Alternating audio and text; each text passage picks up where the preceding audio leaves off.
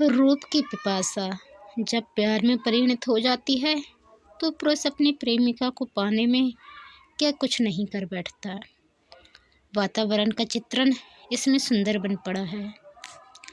भादों की भरी रात, घना अंधकार, दामोदर नदी का सीमाहीन विस्तार, समस्त प्रकृति जड़ स्तब्ध, समीप ही एक राज्य उद्यान, विविध बिटप लता वेष्टित, अंधकार में अंधकार, मेंढक, झींगुर और दूसरे जीवों का तीव्र स्वर दामोदर की उत्तुंग तरंग राशि के हुंकार में मिला हुआ।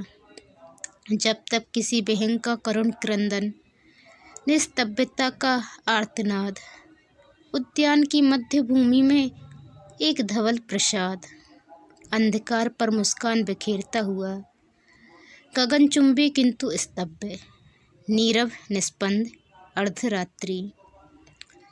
कक्ष में दीप जल रहा था। एक भद्र वेशधारिणी वृद्धा बहुत सी छोटी बड़ी पोटलियाँ कभी खोलती, कभी बांधती, कभी आप ही आप बड़बड़ाती। वृद्धा के बाल श्वेत थे, शरीर गौर था, आंखें बड़ी बड़ी थीं, वस्त्र सादा निरलंकार, शरीर कुछ स्थूल था, नाक जरा ऊंची, दृष्टि पैनी और इस बेला चंचल। हवा के झोंकों से दीप बुझने को हो जाता, उसकी लौ कांपती और फिर स्थिर हो जाती। कुछ पुटलियाँ बंधी थीं, कुछ खुली पड़ी थीं। उनमें से किसी में हीरे मोती मणि माणिक्य, किसी में स्वर्ण की मुहरें, किसी में जड़ाऊ गहने, किसी में बहुमूल्य कम खाब और जरबफ्त की पोशाकें। सभी कुछ सामने फैला पड़ा था। क्या साथ लें, क्या छोड़ दें। वृद्धा इसी असमंजस में बैठी बड़बड़ाती हुई कभी इस और कभी उस पोटली को बांध और खोल रही थी। इसी समय एक कृशांगी बाला ने निःशब्द कक्ष में प्रवेश किया। बाला की आयु कोई 21 वर्ष की थी। लंबा चेहरा कद, बड़ी बड़ी उज्ज्वल आँखें, चांदी सा चमकता श्वेत माथा, सीप से दमकते हुए कपोल, जैसे हिलते ही रक्त टपक पड़ेगा ऐसे होंठ, मलिन मुखी, मलिन बसना, करुणा की सजीव मूर्ति सी। वृद्धा को उसके आने का भान नहीं हुआ। वह उसी भांति उन मूल्यवान कंकड़ पत्थरों को जल्दी जल्दी इधर उधर करती, खोलती, बांधती, साथ ही बड़बड़ाती जा रही थी। रमणी ने देखकर दीर्घ निश्वास छोड़ा, फिर आहिस्ता से कहा, मर जाना, यह सब क्या है? जो साथ ले चलना है वही सब बूंद रही हूँ। तो तू समझती है कि मैं ससुराल जा रही हूँ? वृद्धा की आंखों में आंसू आ गए। उसने एक बार रमणी की ओर देखा, फिर आंखें नीची करके कहा, बीबी, यह सब आगरा में काम आएंगे। तुझसे किसने कहा कि मैं आगरा जाऊंगी? तो फिर नाव क्यों मंगाई है? उस पार जाने के लिए। उस पार कहाँ जाओगी? जहाँ आंखें ले जाएं। रमणी ने बांदी के सामने कातर भाव प्रकट नहीं होने दिया, आंसुओं को आंखों ही में पी लिया। बूढ़ी दासी बीवी को प्यार करती थी। उसने गुस्सा होकर कहा, आगरा भी नहीं जाओगी, यहाँ भी नहीं रहोगी, तो फिर इस दुनिया में तुम्हारे लिए ठौर कहाँ है?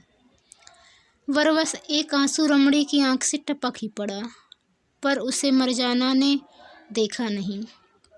उसने आहिस्ता से कहा, बीबी जान, जितना जरूरी है वही ले चल रही हूँ। आखिर किस लिए? अपने काम आएगा बीबी, अभी जिंदगी बहुत है। बोझ तो जिंदगी का ही काफ़ी है। इन कंकड़ पत्थरों का बोझ लाद कर क्या करेगी? जिंदगी का बोझ हल्का करूँगी बीबी। तुम्हें नहीं लादना होगा, मैं ही ले चलूँगी। नहीं मर जाना, यह सब दामोदर के पानी में फेंक दे।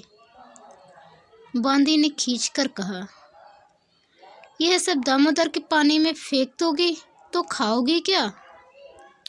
हाथी से चींटी तक को जो देता है वही दाता इस यतीम बेवा को भी देगा। ना होगा तो राह बाट में कहीं भूख से मर जाऊंगी। कुत्ते और सियार जिस्म को ठिकाने लगा देंगे। तौबा तौबा, यह क्या कलमा कहा बीबी? तेरा इन कंकड़ पत्थरों पर मोह है तो तू इन्हें ले जा, तुझे छुट्टी है। खूब छुट्टी दी बीबी। छाती पर बोझ लेकर दामोदर के पानी में डूब मरने में इस बदखत बुढ़िया को कुछ तकलीफ न होगी। नाराज हो गई मरजाना। राह में चोर डाकुओं का क्या डर नहीं है? हम औरत जात किस किस मुसीबत का सामना करेंगी, यह भी तो सोच। मरजाना की आंखों से टप से 2 बूंद आंसू टपक पड़े। रमणी ने देखा ना देखा, उसने कहा, अब देर न कर, 3 पहर रात बीत चुकी, दिन निकलने पर निकलना ना हो सकेगा। मरजाना ने झटपट सब हीरे जवाहरात कूड़े के ढेर की तरह एक गठरी में बांधे और उसे बगल में दबाकर उठ खड़ी हुई।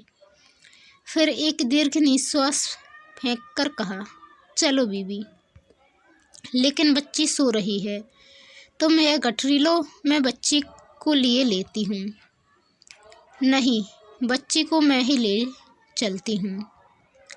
युवती ने बच्ची को गोद में ले लिया, काले वस्त्र से शरीर को अच्छी तरह लपेटा, एक नज़र उस भव्य अट्टालिका पर डाली, एक गहरी सांस छोड़ी और चल दी। पीछे पीछे मरजाना थी। दोनों असहाय स्त्रियां प्रसाद की सीढ़ियां उतर निबिड़ अंधकार में पौरी द्वार, प्रांगण, दालान पार कर बाग की रवीशों पर चलती हुई नदी तीर की ओर बढ़ चली। सामने दामोदर का विशाल विस्तार है। हवा तीर की तरह चल रही है। हवा के एक झोंके ने बाला का वस्त्र उड़ा दिया। उसे अच्छी तरह शरीर से लपेट और बच्ची को छाती से लगा। बाला ने कदम बढ़ाए। पीछे से आंचल खींचकर मरजाना ने कहा, बीबी, बड़ा डर लग रहा है, चलो लौट चलें। लौट चलने को घर से नहीं निकली हूँ। और पास आ जा, किनारा दूर नहीं है। वह सामने किश्ती है, किश्ती पर चिराग चल रहा है। लेकिन यह पैरों की आहट कैसी है? कोई आ रहा है। जंगल है, सियार कुत्ते रात में घूमते ही हैं। बड़ी खौफनाक रात है बीबी। कोई हरवा हथियार भी साथ नहीं लिया, बड़ी गलती की। सबसे बड़ा हथियार है मेरे पास, तेज जहर। आनन फानन तमाम डर खतरों को दूर करने की इसमें ताकत है। यह तो अपनी ही जान खोना हुआ। दुश्मन, मैं यतीम बेवा औरत, दुश्मन का क्या बिगाड़ सकती हूँ? फिर बिगाड़ सुधार जो होना था हो चुका। किस्मत में जो लिखा है वही तो होगा। फिर दुश्मन पर गुस्सा क्या, किसी से शिकायत क्या? भाई से मरजाना की चीख निकल गई। उसने कहा, बीबी, वह क्या है? काली काली भूसी 2 मूर्तियां अंधकार में आगे बढ़ रही थीं। देखकर बाला रुक गई। बच्ची को उसने जोर से छाती पर कस लिया। पास आने पर बाला ने देखा, आने वाले 2 पुरुष थे। दोनों उच्च सैनिक पदाधिकारी प्रतीत होते थे। उनकी कीमती पोशाक पर शस्त्र अंधेरे में भी चमक रहे थे। जो आगे था उसी ने रौब भरे स्वर में कहा, आप लोग कौन हैं? इधर से किसी ने कोई जवाब नहीं दिया। उस पुरुष ने फिर वैसे ही स्वर में कहा, अब जो कोई भी हों, जहाँ हैं वहीं खड़ी रहें। उसने अपने साथी को मशाल जलाने को कहा। साथी के एक हाथ में नंगी तलवार थी और दूसरे में मशाल। तलवार मयान में करके उसने मशाल जला दी। मशाल के पीले कांपते प्रकाश में उस व्यक्ति ने देखा 2 स्त्रियां हैं। आगे एक अनगिनत सुंदरी बाला है। वह 2 कदम आगे बढ़ पाया। बाला ने जलद गंभीर स्वर में कहा, तुम लोग कौन हो और किसके हुक्म से तुमने हमारे बाग में घुस आने की जरूरत की? मुआफ़ कीजिए, मैं आज्ञाकारी सेवक हूँ। किसके? नूरुद्दीन गाजी मोहम्मद जहांगीर, शहंशाह हिंद का। लेकिन यह तो शहंशादे हिंद का दौलत खाना नहीं है। जी जानता हूँ। तुम क्या मुझे पहचानते हो? पहचानता हूँ। तुम्हारा रुतबा क्या है? मैं शाही सेना का एक सिपाही सलार हूँ। तो हजरत बादशाह ने तुम्हें मेरा घरवाल लूटने के लिए भेजा है? जी नहीं, बेअदबी मुआफ हो। हम लोग आपको बाइज्जत दिल्ली ले जाने के लिए आए हैं। तुम्हारे साथ फौज कितनी है? 5000 सवार। एक बेबस बेवा को कैद करने के लिए शहंशाह हिंद ने इतनी बड़ी फौज भेजी है? यह तो शहंशाह की शान के खिलाफ है। बेअदबी माफ़ हो, कैद करने के लिए नहीं। शहंशाह हिंद का हुक्म है कि आपको बाइज्जत दिल्ली ले जाया जाए। लेकिन तुम तो चोर की तरह रात को मेरे महल में घुसे हो। क्या यह शर्म की बात नहीं? तुम शाही सेनापति हो, फिर भी। गुलाम हुक्म का बंदा है, इसमें हमारा कसूर नहीं है। खैर, तो तुम मेरे साथ कैसा सलूक किया चाहते हो? तुमने कहा था बाइज्जत। जी हाँ, बादशाह का हुक्म है कि आपके साथ हर तरह एक मलिका के दर्जे का व्यवहार किया जाए। तो तुमने महल क्यों घेरा? मुझे खबर मिली थी कि आप आज रात वरदान छोड़ रही हैं। अगर आप चली जाती तो मेरा सिर धड़ से उड़ा दिया जाता। तुम्हारा नाम क्या है? रहमत खां। कै हजारी का रुतबा है? 3 हजारी। क्या तुम मेरी एक आरज़ू पूरी कर सकते हो? आपके हर हुक्म को बजा लाने का मुझे शाही हुक्म है। तो मेरे पास जो जर जवाहिर है वह सब मैं तुम्हें देती हूँ। इसके अलावा 10,000 अशरफियाँ और। तुम मुझे चली जाने दो। बादशाह को क्या जवाब दूंगा? कह देना कि कैदी ने रास्ते में जहर खा लिया। इत्मीनान रखो, तुम फिर कभी यह सूरत दुनिया में ना देखोगे। शहंशाह हिंद के जानिसार नौकर नमक हराम और दगाबाज नहीं होते। खैर देखूं, शाही फरमान कहाँ है? रहमत खां ने अंगरखे की जेब से निकालकर फरमान रमणी के हाथ में दे दिया। मसाल की रोशनी में उसने पढ़ा। लिखा था, शेरफगन की बेवा को बाइज्जत ले आओ। फरमान पढ़कर एक वक्र मुस्कान रमणी के होठों पर खेल गई। उसने घृणा से फरमान रहमत खां को वापस देते हुए कहा, यह तो मेरे नाम नहीं, तुम्हारे नाम है। जब तक मेरे नाम फरमान नहीं पाता मैं दिल्ली नहीं जाऊंगी। आपका हुक्म मुझे वसरो चश्म मंजूर है। आप महल में तशरीफ़ ले जाएं। दूसरा शाही परवाना मंगाता हूँ।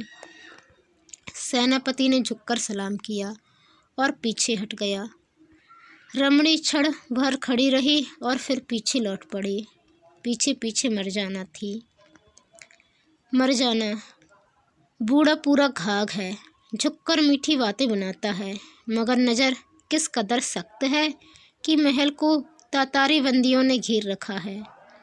बाहर फौज का घेरा है, महल में पंछी भी पर नहीं मार सकता। रात बीत रही थी, आसमान में बादल छाए थे। सुबह का धुंधला प्रकाश चारों ओर फैल रहा था।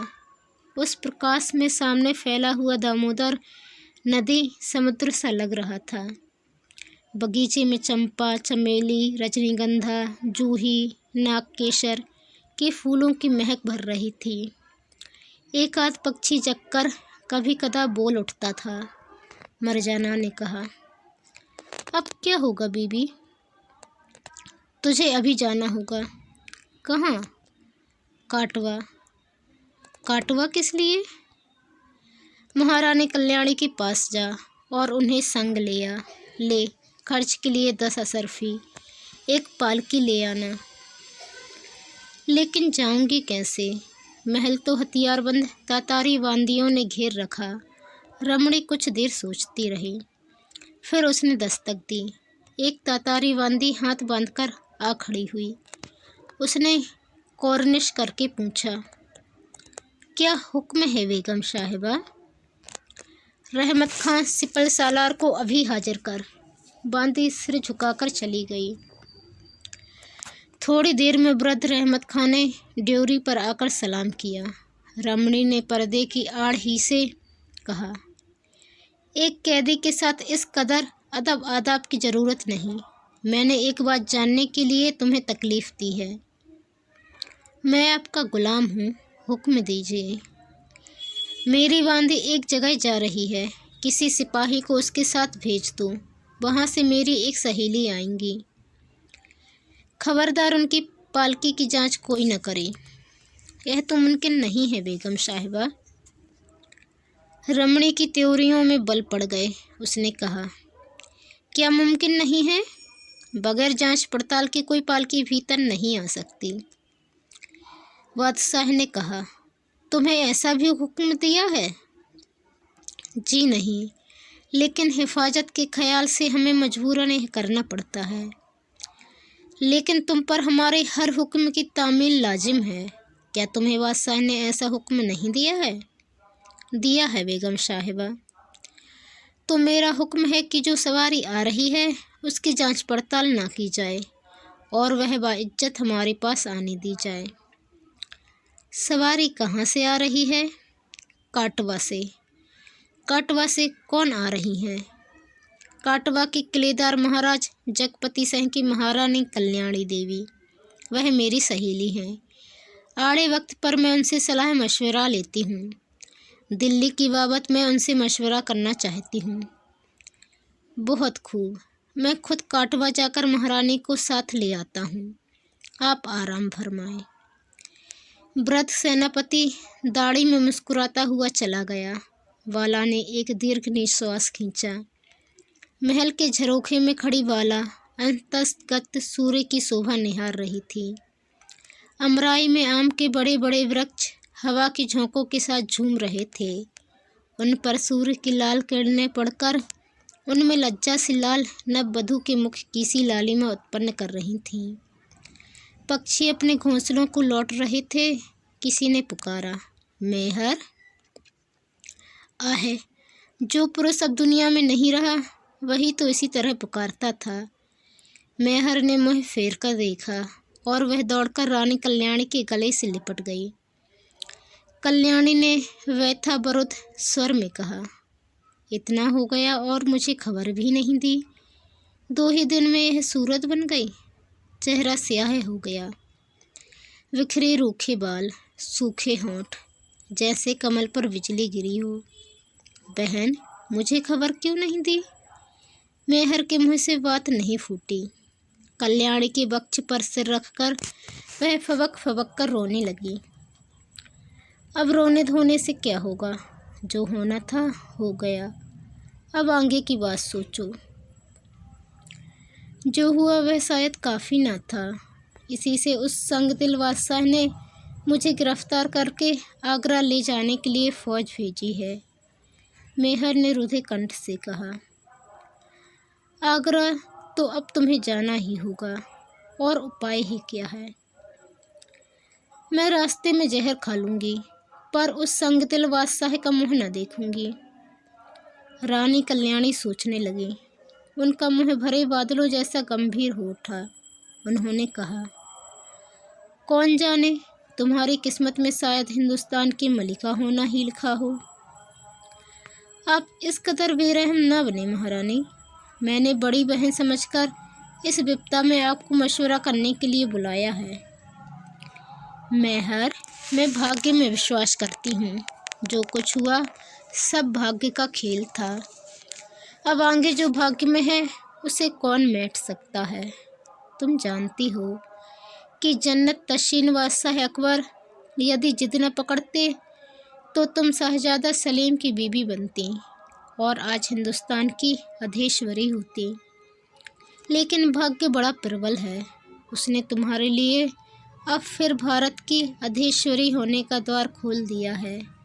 जाओ, आगरा जाओ। वर्धमान का यह पुराना महल तुम्हारे रहने के योग्य नहीं है। नहीं महारानी, मैं उस संगदिल बादशाह की मर्जी का खिलौना नहीं बनूंगी। मेरे नेक बहादुर खाविंद के खून का दाग उसके दामन पर है। मेहर, तुम्हें आगरा ले जाने के लिए फौज आई है, अब तुम क्या कर सकती हो? रास्ते में जहर खा लूँगी, मेरी मिट्टी ही आगरा पहुँचेगी। छी छी, तुम अपनी ज़िंदगी को इतनी बेकार समझती हो? मरने से तुम्हारा सब कुछ नष्ट हो जाएगा और बादशाह का क्या बिगड़ेगा? नहीं मेहर, तुम्हें एक बार बादशाह के सामने जाना ही चाहिए। तो मैं उसकी छाती में लात मारकर कहूँगी, तुम तीनों दुनिया के बादशाह हो, लेकिन मैं तुमसे नफरत करती हूँ।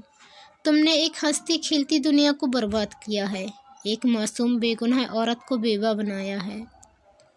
मेहर, लात खाकर भी अगर बादशाह इन चरणों को चूम ले और इनका सदा के लिए दास बन जाए तो? ऐसी बात मत कहो बहन। तो बहन, किस्मत के दरिया में अपनी ज़िंदगी की किश्ती को छोड़ दो और देखो कि वह कहाँ जाकर ठहरती है। पहले ही से कोई इरादा पक्का ना करो, जब जैसा देखना वैसा ही करना।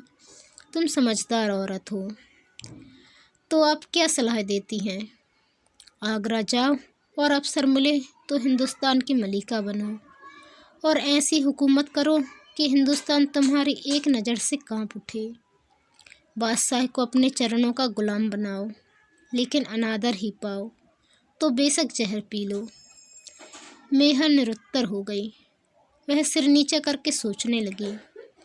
उसे अपनी छाती के निकट खींचकर रानी ने कहा, मेहर, भारत की अधीश्वरी होकर तुम बहुतों का भला करोगी। इतिहास में तुम्हारा नाम अमर हो जाएगा। आशीर्वाद देती हूँ, जाओ, एक दिन तुम्हें सलाम करने मैं भी आगरा पाऊंगी। आगरा के रंग महल में रूप और धन रत्न का अटूट भंडार भरा है। हीरा, मोती, माणिक के कंकड़ पत्थरों की भांति समझे जाते हैं। सोटसी रूपवती नवयुवतियों का वहाँ जमघट था। देश देश के एलची, सूबेदार, कारवरदार सालाना खिराज और नजराने के तौर पर अपने प्रदेशों की सोटसी आनंदी सुंदरी कुमारियों को बादशाह के हरम में भेजते रहते थे। उन्हें नाचने, गाने, सेवा करने और कसीदाकारी तथा चित्रकारी के फन में निपुण किया जाता था और तब उन्हें शाही खिदमत में ले लिया जाता था।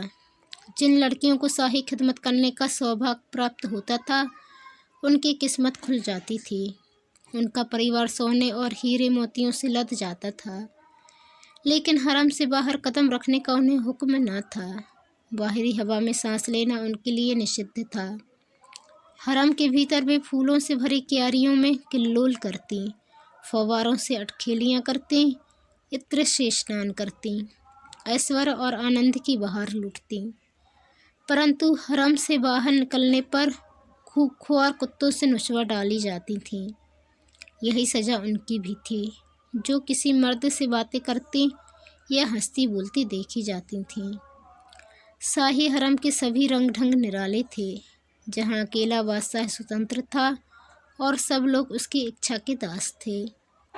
हरम का प्रत्येक कक्ष अतिशय भव्य होता था और ऐश्वर्य और विलास की सामग्री से भरपूर रहता था। वहाँ बादशाह की चहेतियाँ अद्यपि बंदिनी का जीवन व्यतीत करती थीं, परंतु वे बड़े ठाट-बाट से मल्लिकाओं की भांति रहती थीं। हीरा मोती उनके लिए कंकड़ पत्थर के समान थे, लेकिन यह सब ठाट-बाट तभी तक रहता था जब तक उनका रूप यौवन उभार पर होता था।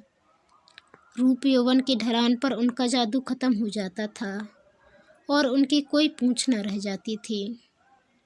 मेहरुनिसा आगरा पहुंची, लेकिन बादशाह ने उससे मुलाकात नहीं की। उसने उसे हरम के एक साधारण कक्ष में रहने की आज्ञा दी और उसे अपनी माता की सेवा में नौकर रख दिया।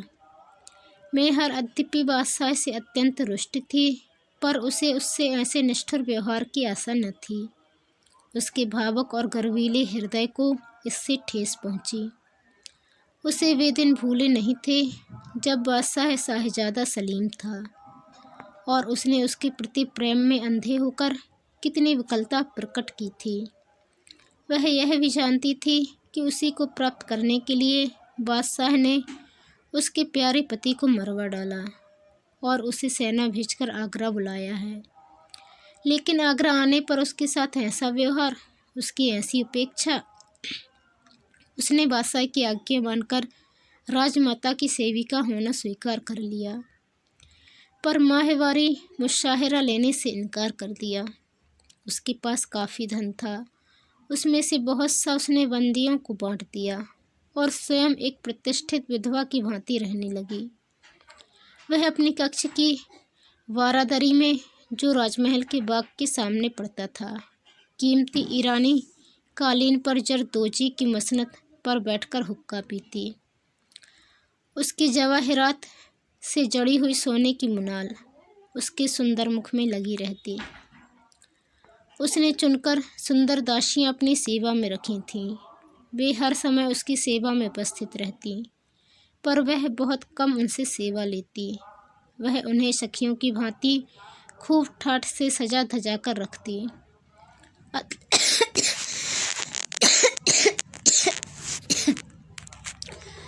अतिपि वह स्वयं सादा बेस में रहती, पर अपनी दासियों को हीरे मोती और जड़ा पोशाक में सजाए रखती थी। वह अरब से लाए हुए बहुमूल्य इत्र गुलाब का खास शौक रखती थी। उसके चारों तरफ का वातावरण निहायत खुशनुमा रहता था, परंतु उसका हृदय उदास रहता। वह बहुधा फारसी के प्रसिद्ध कवि हाफिज का एक शेर गुनगुनाया करती, जिसका भावार्थ यूं था: पछवा हवा का एक झोंका वातावरण को सुरभित कर देगा और तब पुरानी दुनिया नई में बदल जाएगी। परंतु उसके इस बंदी जीवन के दिन बीतते चले जा रहे थे, पर उसके निराश जीवन में न पछवा का वह झोंका आता था और न उसकी दुनिया बदलती थी।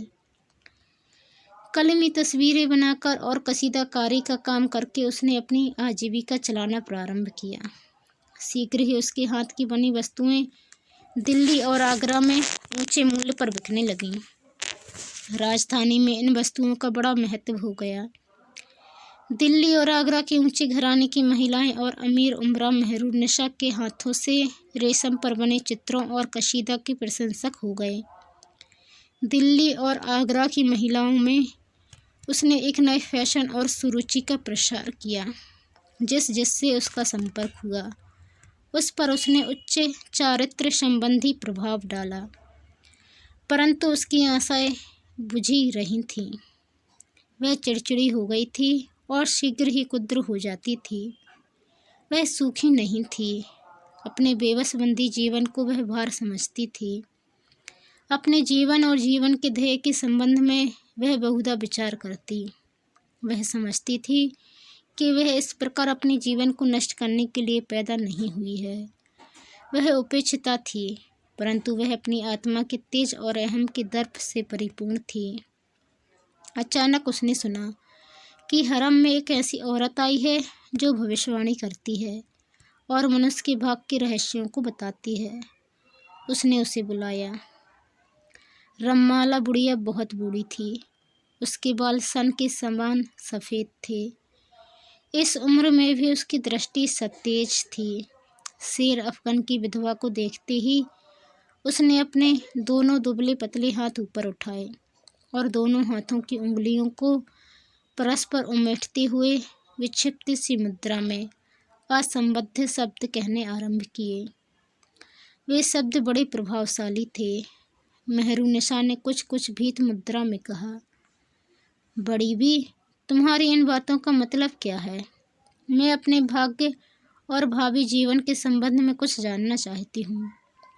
क्या तुम मुझे इस संबंध में कुछ बता सकती हो? यदि नहीं बता सकती तो यह लो और यहाँ से चली जाओ। यह कहकर उसने उसके हाथ पर सोने की एक मुहर रख दी। चमचमाती मुहर को हथेली पर देखकर वृद्धा की आंखों में चमक आ गई। उसने कहा, ए नेक वक्त, तू रेगिस्तान में पैदा हुई, लेकिन तेरी मौत तख्त पर होगी। बचपन में जैसे भूखी रहना पड़ा, जवानी में वह दुनिया को रोजी देगी। भरोसा रख और इस दूसरी हथेली पर अपने विश्वास का सबूत दे। और उसने दूसरी हथेली फैला दी। मेहरुन्निसा ने कांपते हाथ से एक और मुहर उसकी दूसरी हथेली पर रख दी। वृद्धा पागलों की भांति हंसती और बड़बड़ाती चली गई। मेहरुन्निसा भविष्यवाणी जैसी बातों को अद्यपि संदिग्ध मानती थी, फिर भी कहीं उसके अंतःस्थल में इन पर विश्वास भी था। बुढ़िया की अटपटी भविष्यवाणी सुनकर उसका कलेजा उछलने लगा। उसके मन में निराशा और अवसाद का जो अंधकार बढ़ता चला जा रहा था, वह जैसे छिन्न भिन्न होने लगा। एक अज्ञात आशा वृद्धा की अटपटी बातों से पल्लवित हो उठी। वह महत्वाकांक्षी स्त्री थी और उसके मन में हुकूमत की लालसा थी। एक शहंशाह से उसके मानसिक दांव-पेच चल रहे थे। वह शक्ति भर अपनी प्रतिष्ठा वृद्धि का कोई अवसर न चूकती थी। वह जानती थी कि उसके अप्रतिम सौंदर्य, सुरुचि और उच्च चरित्र की चर्चा हरम में दिनों दिन बढ़ती जा रही थी। इसी तरह दिन बीतते गए। इसी बीच एक असाधारण घटना घटी।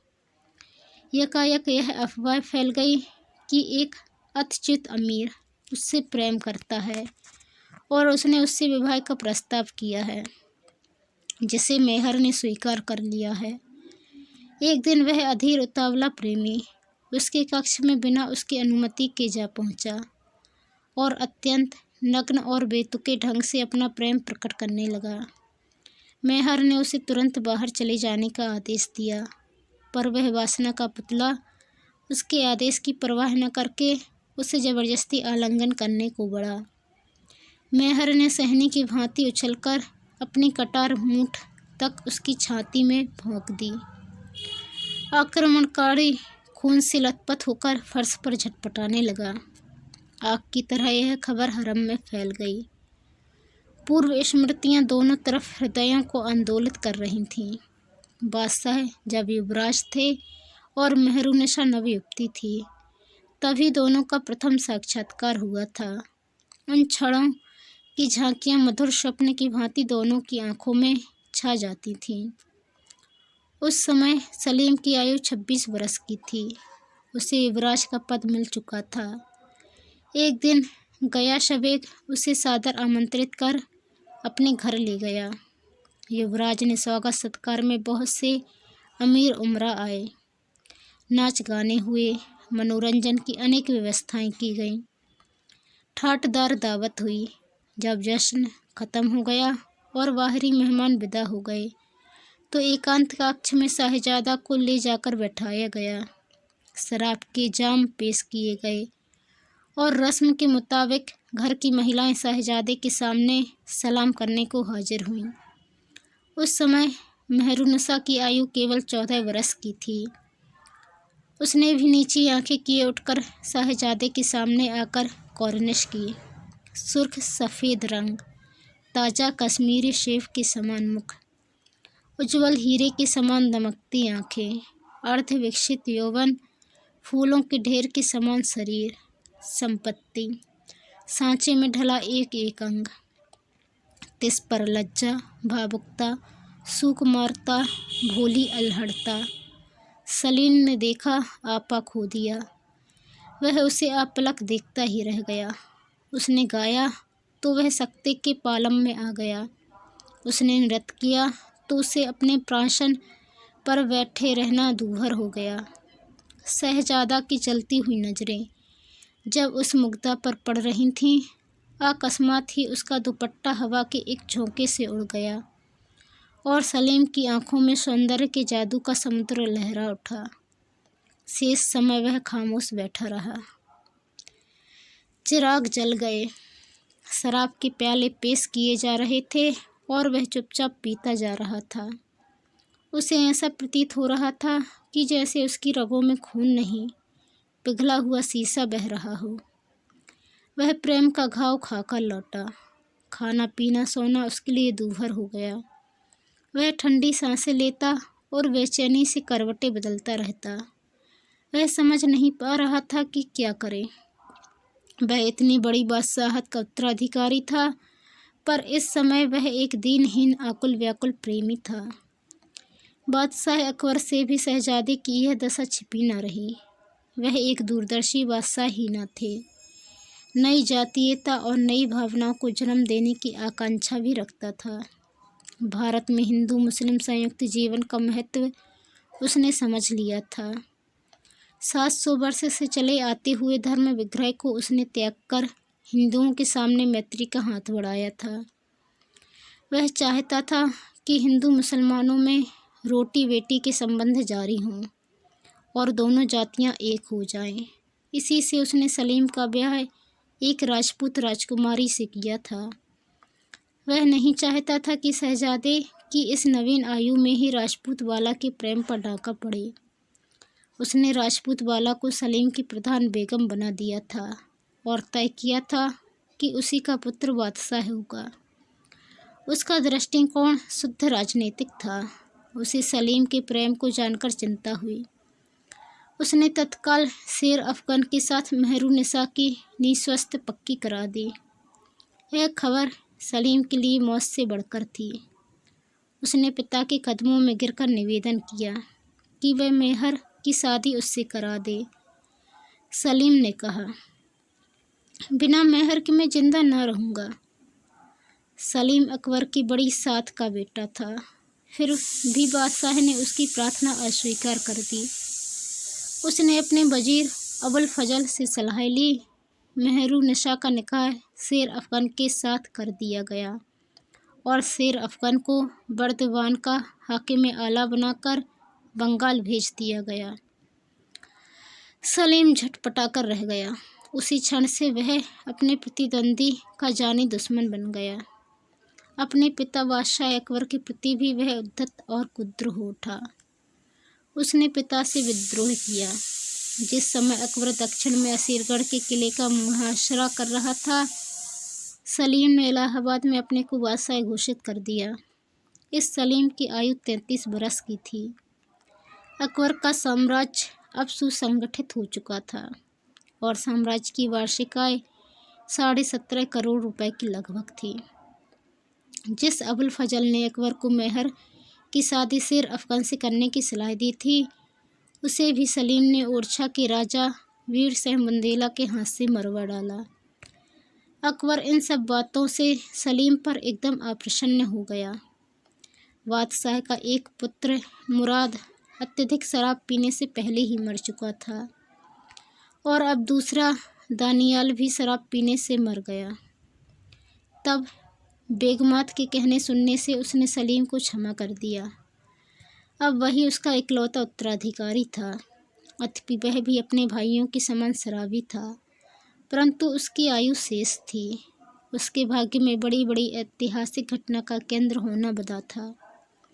बादशाह अकबर और अधिक दिन जीवित न रहे। सलीम के विद्रोह के 3 वर्ष बाद ही उनकी मृत्यु हो गई। जिस समय सलीम ने सिंहासन पर आरोहण किया, उसकी आयु 36 बरस की थी। वह एक सुंदर, छरहरे बदन और लंबे कद का आकर्षक व्यक्ति था। रंग उसका गोरा था। वह गलमुच्छे रखता था और आंखें उसकी तेज और चमकदार थीं। शिष्टाचार वह खूब जानता था।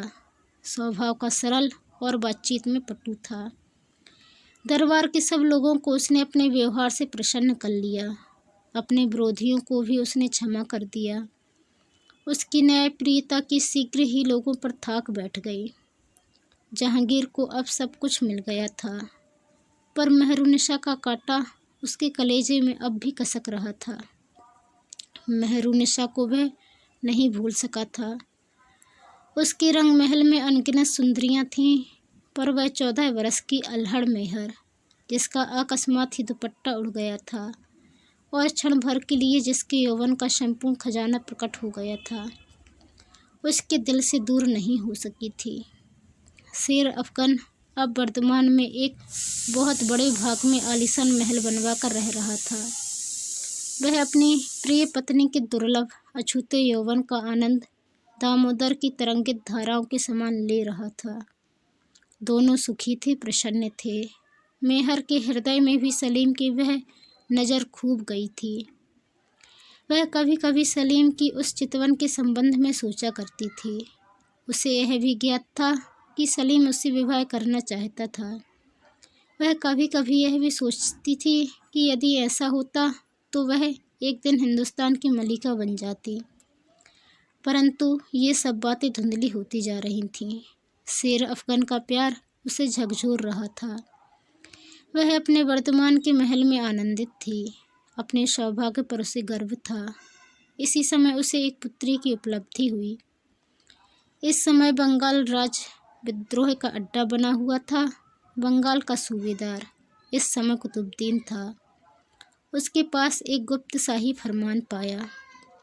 कुतुबुद्दीन ने शेर अफगन को अपने दरबार में बुलाकर कहा, तुम पर राज विद्रोह का अभियोग है। उसने शेर अफगन के साथ कुछ ऐसा अशिष्ट व्यवहार किया कि शेर अफगन को द्रोह उठा। दोनों आपस में तलवार लेकर जुट गए और दोनों ही लड़कर मर गए। इसके बाद ही शेर अफगन की बेवा मेहरुनिसा को आगरा ले जाने के लिए शाही फौज आई और उसे जाना ही पड़ा। 3 बरस बीत गए। इस बीच मानसिक द्वंद्व ने दोनों को आंदोलित किया। बादशाह बड़ी सावधानी से उसकी गतिविधि को देखता और अप्रकट रूप से इस बात की व्यवस्था रखता कि उसे कोई कष्ट न होने पाए। सच पूछा जाए तो मेहरुनिसा के कसीदों और चित्रों की इतनी प्रशंसा तथा अच्छे दामों में उनकी बिक्री होना भी बादशाह के संकेतों पर ही था। मेहर की दुर्दमनीय महत्वाकांक्षा कह रही थी कि वह इस प्रकार कसीदे वगैरह बनाने के लिए पैदा नहीं हुई है। तभी वृद्धा की भविष्यवाणी से उसकी आशाओं को पर लग गए। उसके बाद ही वह अमीर वाली घटना हुई। बादशाह के कानों तक इसकी खबर पहुंची। मेहर ने सुना कि बादशाह ने उसके साहस की प्रशंसा की है। सुनकर उसके होंठ फड़कने लगे और उसे एक नई बेचैनी सताने लगी, जैसे वह किसी आने वाले की प्रतीक्षा कर रही हो। परंतु वह आने वाला कौन था जिसके पैरों की आहट के लिए उसके कान चौकन्ने हो रहे थे। ईद का दिन था। संध्या का समय था। रंग महल में जश्न मनाया जा रहा था। मेहरुनिसा अपने कक्ष में कालीन पर बैठी अंतस्गत सूर्य की नजरबाग में पड़ती आड़ी तिरछी सुनहरी किरणों को निहार रही थी। उसकी बांदियां लकदक पोशाक पहने उसके आसपास खड़ी थीं। अचानक बांदियों के मुख से चीख निकल गई। मेहर समझ गई कि कक्ष में कोई आया है। उसने आंख उठाकर देखा। तीनों दुनिया के मालिक शहंशाह जहांगीर थे। बादशाह उसके रूप को देखकर धक्क रह गया। अब वह उसकी पुरानी परिचिता अस्पष्ट कली न थी। उसका यौवन भरपूर निखरा हुआ था। वह ऐसा प्रखर था कि उसकी चकाचौंध से आंखें चौंक जाती थीं। मेहर ने उस समय कोई खास पोशाक नहीं पहन रखी थी। वह मसलिन की सफ़ेद सादा पोशाक पहने बैठी थी, किंतु उसमें से छनकर भी उसका रूप उसकी अद्भुत छटा दिखा रहा था। कदाचित रत्न जटित पोशाक में वह इतनी सुंदर न प्रतीत होती। बादशाह को देखते ही मेहर हड़बड़ाकर उठ खड़ी हुई और उसने अपनी आंखें जमीन में गड़ा दी। लाज की ललाई उसके सुंदर मुंह पर फैल गई। बादशाह 2 कदम आगे बढ़े। उन्होंने उसका हाथ अपने हाथ में लेकर कहा, स्त्रियों में सूर्य के समान मेहर इस तरह बंदियों की पोशाक में क्यों है? चारों ओर रंग बिरंगी जड़ाऊ पोशाकें पहने बांदियां खड़ी थीं।